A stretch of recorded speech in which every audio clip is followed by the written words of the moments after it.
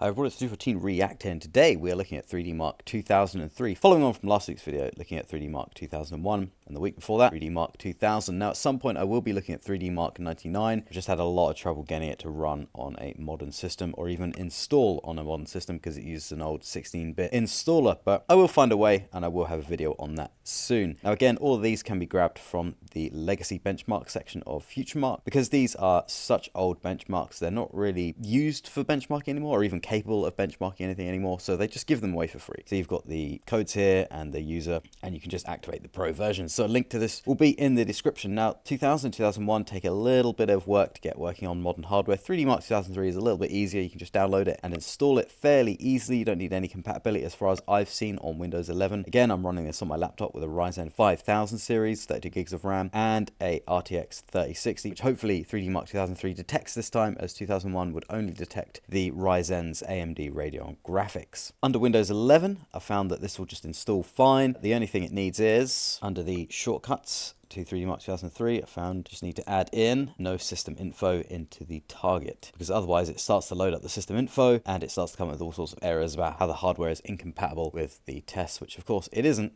It just thinks that it is incompatible because the hardware is so new it doesn't know what to do with it. Now of course, if you do have any problems running 3DMark 2003, there is a 3DMark mega thread of course on VOGONS again, which I'll put in a link in the description, where you should be able to get some help and patches or any tweaks that are needed. And if they don't have the answer in the thread, you can probably post in the thread and someone will try and help you out. But for me, I didn't have any problems running this on Windows 11 on a relatively new laptop. And here we are, 3DMark 2003 Professional Edition. As you can see, you've got the old classic thing here. We can still select all the game tests, CPU tests, feature tests. For some reason, the sound tests are not supported, even though sound plays in the demo. So I'm not sure why these aren't supported. It may have been some sort of test for some very specific hardware accelerated sound processing that existed back in 2003. It's also interesting to note that the game demo that was present in 3DMark 2001 is not present in this. It means I think 3DMark 2001 is the only 3DMark to have an interactive game demo included with it. As you can see here, we can go to the settings, apply the resolution, anti-aliasing, and all the way from bilinear to anisotropic filtering, as well as a max anisotropy setting there. So we'll just notch that right up to max. You can also put on post-processing, force software vertex shader, and force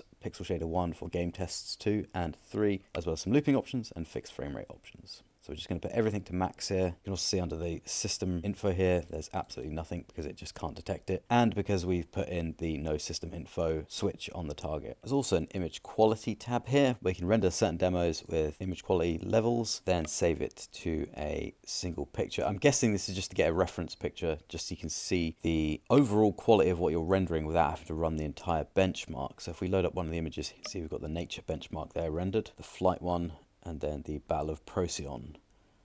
So it just gives a good idea of the sort of image quality you're going to be getting without having to run the whole benchmark. What you can actually do with this is flick on the pixel shader 1.1 and software vertex shaders and see what the difference is. So you can run the tests with a number of settings, PS1.1 for GT2 and GT3. So I've run a whole bunch of these. I've tried the reference rasterizer. I'm not sure what that means, but it says no suitable display mode was found. What I'm going to do now is just go over to here and we can have a look at some of the different tests with different settings. So here we have the fill rate test with pixel shader 2, the fill rate test of pixel shader 1, basically the same, fill rate multi-texture, pixel shader 2, and multi-shader pixel shader 1, basically no difference there. We've got game test 1, pixel shader 2, game test 1, pixel shader 1.1, basically no difference. Game test 2 with pixel shader 2, pixel shader 1.1, very minor differences there. Literally just some of those backlights look a little bit different, and maybe some things look a little less accurate, a little bit more fuzzy with 1.1, but that's about it. You've got game test 3 with pixel shader 2, game test 3 with pixel shader 1, very little difference. Just a slight difference with the particles coming from the sword, but I imagine that's because they're just random. And game test 4, pixel shader 2, pixel shader 1, flicking between them,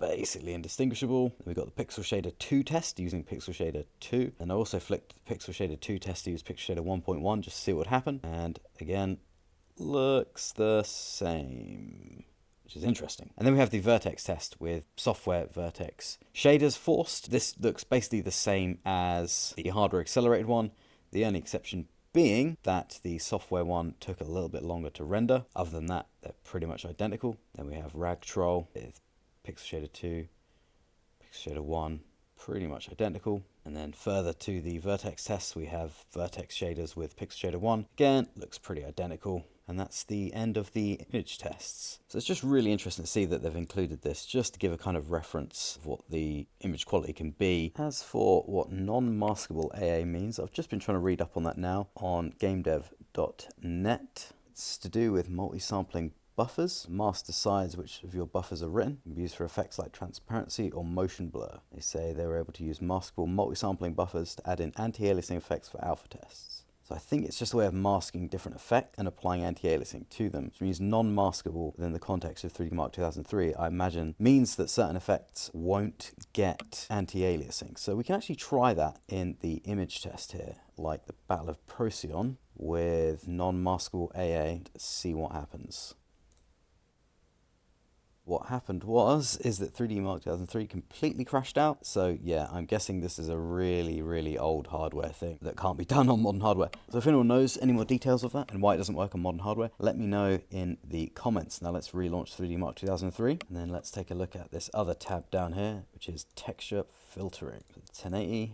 Oh wow, so you can actually change the settings of the texture filtering in real time. So we've got F1, color texture, F2, magnification, point sampling, linear, minification, isotropic, point, linear. Wow, look at the point sampling. It's a good way to give you an idea of how texture filtering works close up and far away, and with MIP maps as well. We put MIP mapping on none. You see anisotropy has a very limited effect then, although it still does have an effect in a certain way. But the magnification shouldn't make too much difference. Only a little bit on the close-up stuff. MIP mapping point, MIP mapping linear. Wow, it's so complicated how textures and stuff work in games and how they work at certain angles and distances. It's really cool to see and adjust in real time. So what we can do here is also change the anisotropy level as well. That's anisotropy at 1. Looks like trilinear filtering or bilinear. And 2 looks a lot cleaner. 3. So I've never seen anisotropy being able to be selected in odd numbers. 5, 6, 7 to 8. Anisotropy 10, never seen that before either. It usually goes 2, 4, 8, 16, I believe. Makes sense because, yeah, the sort of in-between numbers aren't too different from each other. That's interesting going from 10 to 16. Just cleans up those distant areas a bit. Probably could go at 32 times anisotropy. I think there was a Digital Foundry clip on this. But I think just gets very diminishing returns. As you can see here, those distant textures really wouldn't be affected unless you're running ridiculously high resolution. And this is something I need to learn a bit more about, how the different MIP mapping things work and point sampling and stuff like that, how it all works together. But this is a really good way to sort of learn it and get some good practical intuition for it. Flip between all the settings in real time. You can set the MIP mapping to none, but still adjust the anisotropic filtering, which very little difference is made. Although there's still some difference, so it must be processing something, even with distant texture, even when they're not MIP mapped. A lot more value to that than the game test in 2001. I kind of wish they'd put it in more modern 3DMarks. Let's get to the real meat of this. Let's run 3DMark. 2001 was getting towards more sort of simulating games and away from the sort of abstract tests that were in 99 and 2000. Although even though they had sort of representations of gameplay in a certain way, but this is where the sort of abstract nature of it is really kind of gone, and it's really, really trying to look like games, which makes sense. But I do kind of miss that abstract look of 2000, where it wasn't quite just simulating a video game. It was just showing abstract graphics in a sort of artistic-y way, and I kind of miss that. None of the 3DMarks sort of after 2003 have that abstract feeling again, and I sort of wish they did. Here's where it's getting very sort of Quake 4 looking, and this is 2003, so this is before even Doom 3, and there's a little bit of fake sort of depth of field there. But you can sort of see how this was looking ahead. I'm guessing by this point, Doom 3 previews are out. So they want to kind of capitalise on that. The sort of dark lighting, the stencil shadows, the sort of bump mapped look. And this would have run like an absolute dog on hardware of the time. I'm sure people will be letting me know in the comments about the hardware they were using at the time, because I definitely struggled to run this on my hardware back in the time. I think I had an FX 5500 at the time, and yeah, it was just eaten alive by this sort of thing. And then when you get to 3DMark 2005 and 2006, I still think it has this demo in it. And that really, really, really pushed the cards of the time. Even my 7900 GT struggled with it. Here we go, Trolls Lair. This is where it starts to look really ahead of its time, because it starts to look like Elder Scrolls Oblivion. Trying to remember if Elder Scrolls Oblivion screenshots are out at this time, like previews. They may have been. So again, this may have been partially the influence, but you can kind of see the bloom effect, the post-processing. That fake depth of field is brilliant. I wonder how that's done. The yep, the bump mapping there. Look at that bump mapping. That is so Oblivion. The character designs, yeah, the lighting, everything. Yeah, I imagine by this time there probably were some preview screenshots out for it, and this was influenced by it. And because this is running DirectX 9, it's a lot more modern API, quote unquote modern. So we are actually getting a reasonable frame rate out of it, but it's still not as high as you'd expect.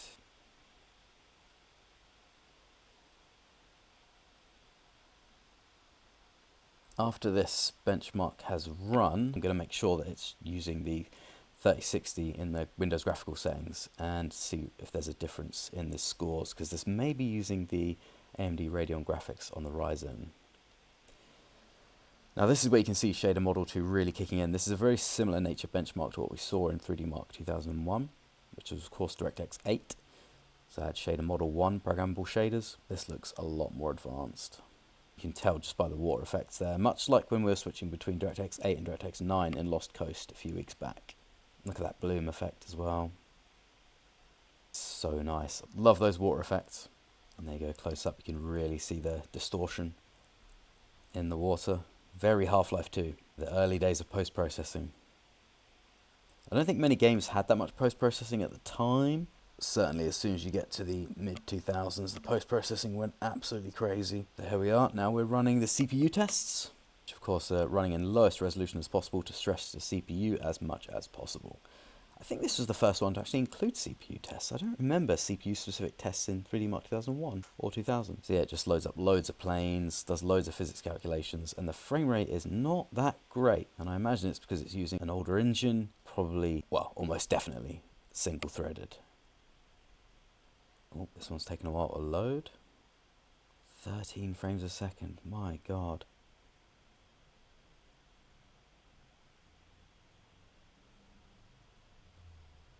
One frame a second? What on earth? Oh, unless it's doing these scenes using the CPU to actually render the scenes. Should make sense as to why it's running so slowly. Then if it runs this slowly on a 2021 CPU, then I can't even imagine how horrifically slow it would have ran on a Pentium 4 of the time. Oh, here we go, the fill rate tests. These ones look really nice. Pretty basic tests. Probably about as abstract as the more modern 3DMarks get. The vertex shader. Very similar to the 3DMark 2001 one. Just lots and lots of moving creatures. Oh, that looks really nice. 416 frames a second. Some nice shadowing there. Really nice wood effect, stone effect. It's one of those really limited demos that sort of shows you the future by rendering very little. Sort of like the T-Rex test on the PS1. See, the ragdoll animations here seem like they're keyed at a lower frame rate. Like 30 frames a second or something, so they look really off. It's very strange. But here we go, we have 26,911 3DMarks, which is pretty damn good. I doubt you'd have ever got that back in the day, even with the most extreme of hardware. So what I'm going to do now is go into the Windows settings and make sure that it's set to maximum performance, which should be forcing it to use the 3060, and then I'll run it again and see if the numbers change. So that's given us 28,132. So I think it probably was using the 3060 beforehand, and if not, then it's very marginal difference. So I think the online result browser only became a thing once Mad Onion became Futuremark. Now, founding team developed Final Reality, a benchmarking tool at Remedy Entertainment, which explains the cooperation with Remedy on the early Futuremarks. And following the tool's release, Futuremark was founded in 1997 and launched in 1998, and soon after altered its trading name to MadOnion.com until finally settling on Futuremark Corporation in 2002. So it started off with Futuremark, went to Mad Onion, and then went to Futuremark. It's now been rebranded as UL Benchmarks. And I just remembered they did Shattered Horizon, which was like an interactive benchmark showing off absolutely top-end technology of the time. I need to check that out at some point. I think I have that on Steam, just to keep an eye out for that. Anyway, so of course at the start of the video there, we saw the demo as usual, as like I always do with these videos. So what we're going to do again is play the demo again, but this time I'll be narrating over it. This, like I said, is where they moved away from the more abstract benchmarks and moved more towards replicating actual gameplay. So I imagine this is when one of the more sort of World War II eras of gaming was happening, because there's quite a long demo based on World War II here, which is a cool intro. They're all really good. All the 3D Marks are really good, all made by some very, very talented people. Really, really good stuff. But for me, the best ones are the ones that focused on the more abstract nature of things rather than simulating games, especially when they try to simulate games that were in vogue at the time. I think it just dates the 3D Mark a lot more than, say, 3D Mark 2000, which is dated in a certain way, but it's so abstract that it still has a kind of artistic appeal, whereas I don't think the later 3D Marks do. However, this is when obviously DirectX 9 was out, so the technology was getting a lot better. You know, you had Windows XP, so we're running on Windows NT rather than old 9X stuff. The drivers are advancing, the graphics are getting better, programmable shaders are coming in, there's more RAM, more VRAM, more power. And of course you had the late 90s boom of technology and graphics evolving at an exponential rate. And it was only 4 years after this, which of course Crysis came out. So you can see the kind of seeds for all of these games that I mentioned earlier. Doom 3, Oblivion, Crysis. Which is why the name Futuremark makes a lot of sense, because you're benchmarking for the future.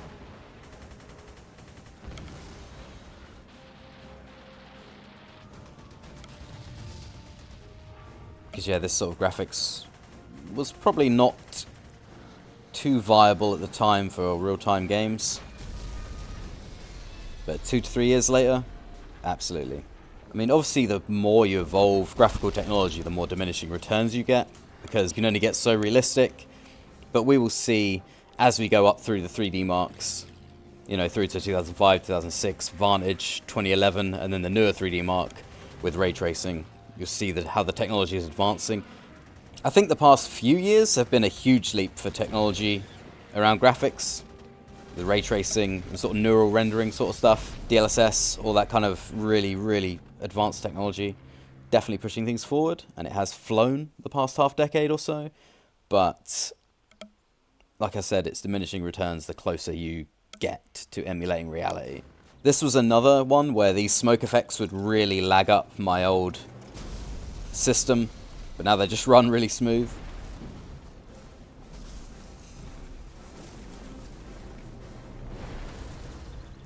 It's very, very cool.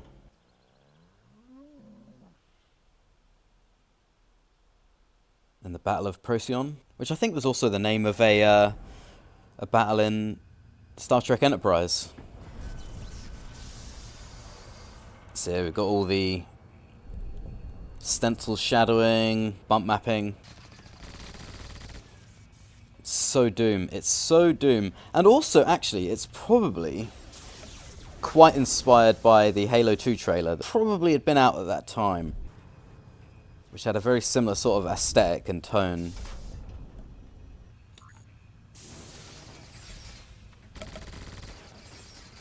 Stencil shadows and bump mapping. That was the thing at the time. And of course, what, 2 years later, you had Fear, which pretty much looked on par, if not a little bit better than this. So at the time, this would have been running at probably sub 30 FPS on average hardware. Whereas a couple of years later, you had Fear, a full game running, which obviously had to run at a decent frame rate. So it shows how fast the hardware was evolving at the time. And here we go, back to the Oblivion benchmark, which for something that came out 3 years before Oblivion looks so similar. Obviously had Morrowind, You kind of see where the graphics were going at the time. There must have been pre-release screenshots for Oblivion at the time.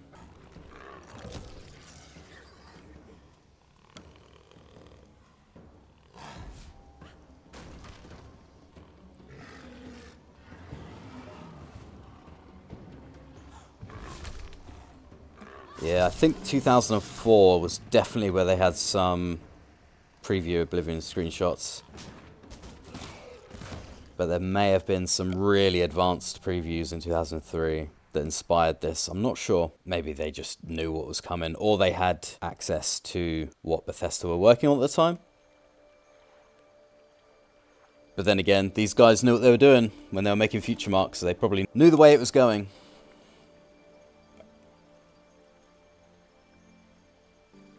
Because they are called Futuremark, and they are designed to benchmark PCs for upcoming games. Now this is where it looks really, really good. Again, we've seen in the benchmark, but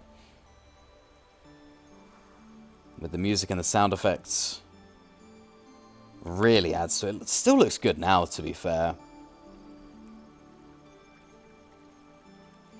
This is obviously an evolution of the Nature benchmark from 2001.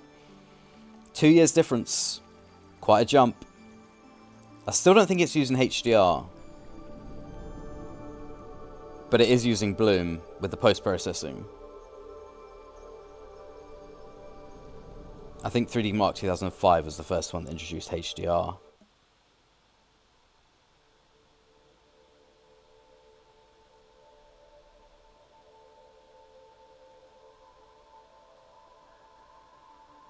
This is where it gets a little bit more abstract for the credits. It's quite an atmospheric kind of music. That is 3DMark 2003. Really cool benchmark. Brings me back 21 years ago. But I still think it lacks the kind of artistic flair and the abstract, almost scary nature of technology that was in 2000. I think they need to bring a bit of that back for modern benchmarks. Make them a bit more abstract and a bit more spooky, a bit more scary, like, ooh, this technology, it's new, it's scary, how far can it go? The kind of unknown innards of the PC. Similar to the dark discs you would get for the PS1, where it wasn't like the normal silver reflective discs. It was just a completely black disc. And when you looked at that disc, you were like, oh man, what's on that? It was a mystery. And then the opening bit of the PS1, it was sort of that whole era of technology is evolving so fast, and it's all a little bit scary. Like a tool video for a benchmark, sort of thing like that. That would be awesome, with some really cool ambient creepy music. I think that'd be really cool. That's enough of me rambling on.